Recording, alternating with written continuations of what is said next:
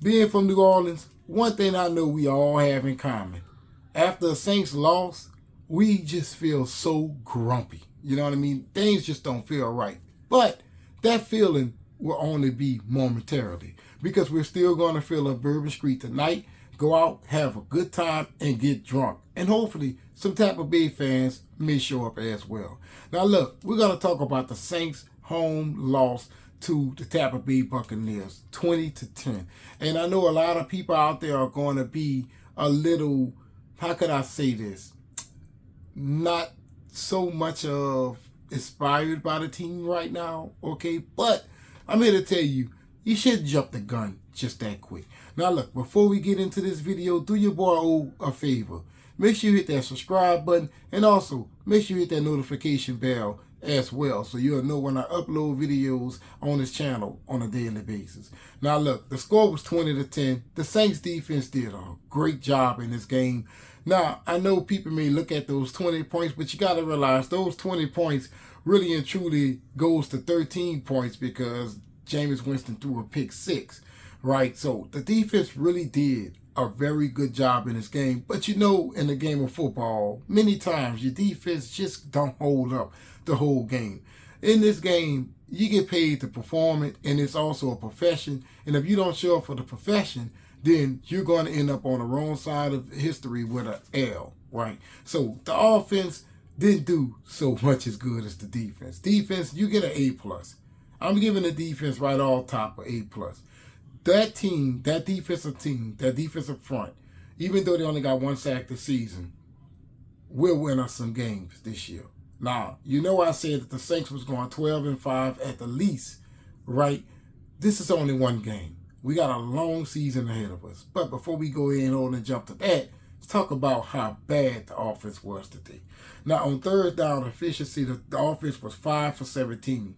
That's really won't get you anywhere. They ain't gonna get you anywhere. 5-17, 260 yards total on the offensive front, and 5 turnovers, all committed in the fourth quarter.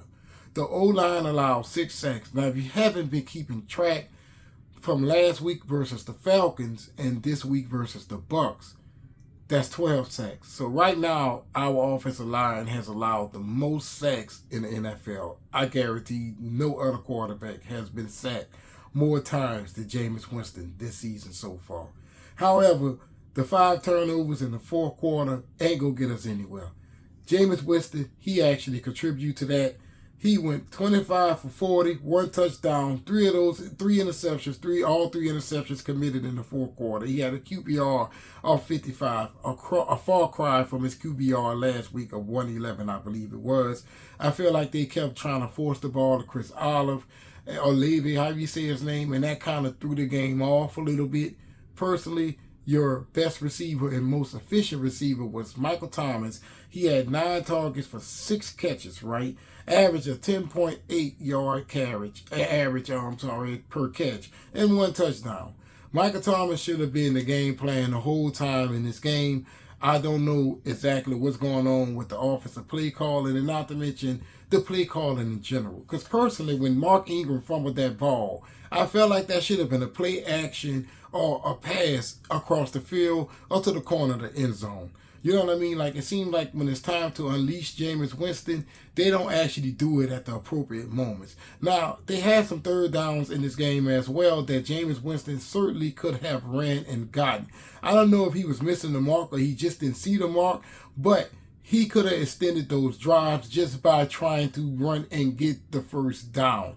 Now, we said that Drew Brees wasn't a mobile quarterback.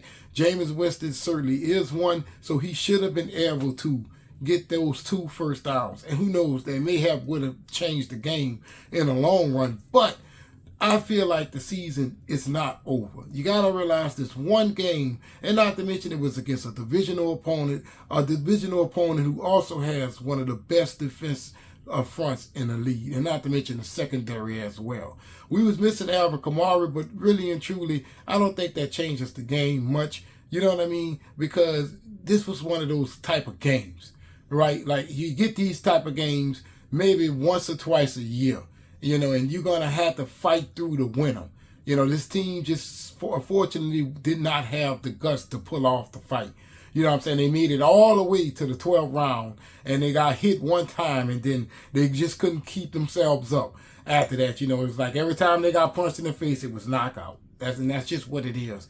Now, I don't think that this screams end game for the Saints for the season. We got a divisional opponent coming up, the Carolina Panthers. I think that this team will fare out a lot better against the Carolina Panthers than they did against the Bucks and also the Falcons.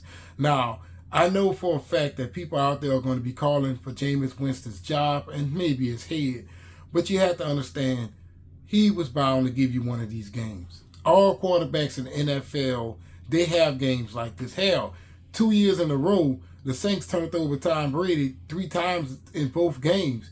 You know, and then he didn't have an interception in this game, but they also got a turnover off of him this game. So Tom Brady has committed 7 turnovers against the Saints in only 3 games. So every quarterback in the NFL, they're due for 1 or maybe 2 of those games a season. But let's just hope that he don't do it again, and not to mention in one that's important. Right, so look, I'm your boy O. You guys, make sure you hit that subscribe button. Also, make sure you hit the notification bell. And you know we're going to be talking about those Saints, and we're going to be talking about those Pelicans as well when that season kick off. Now, I know you out there are not having a good time right now, but just remember, Bourbon Street later on tonight. Get drunk, go home, have some fun. Keep it safe, my people. And don't forget, it's only the second game of the season. No need to panic at all.